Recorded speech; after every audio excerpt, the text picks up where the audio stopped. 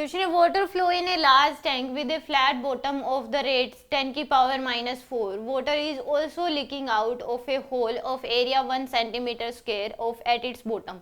The height of the water level in this tank remain steady. यानी कि एक बहुत टैंक है जिसमें से यहाँ पे एक होल कर दिया कितनी हाइट पे, मान लो h हाइट पे, तो यहाँ से वाटर फ्लो कर रहा है और वेलोसिटी जो होती है वो कितनी होती है, √2h g के बराबर होती है.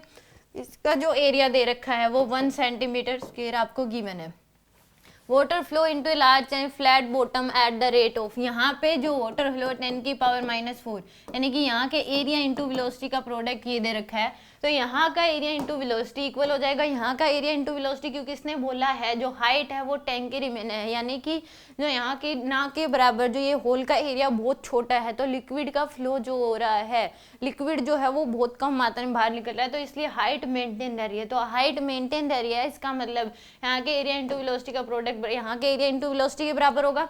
तो यहाँ का जो रेट है Q, rate of flow liquid, वो इस इक्वल कर दो यहाँ के एरिया इंटू वेलोसिटी के. यहाँ 10 की पावर -4 इक्वल टू क्या हो जाएगा, यहाँ का एरिया 1 इंटू 10 की पावर -4 सेंटीमीटर में दे रखा हमें, लिख लो, इंटू वेलोसिटी हो जाएगी √2gh.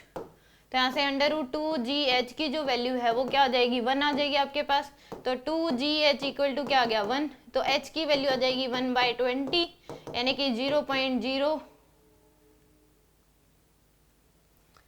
आ जाएगा आपके पास 1/20, 1 डिवाइड बाई 20, तो ये 0.05 कितनी आ जाएगी आपके पास, 0.05 यानी कि h की वैल्यू आ जाएगी 5 सेंटीमीटर के बराबर. h की वैल्यू कितनी आ जाएगी आपके पास, 5 सेंटीमीटर, यानी कि बी ऑप्शन क्या हो जाएगा इसका करेक्ट होगा.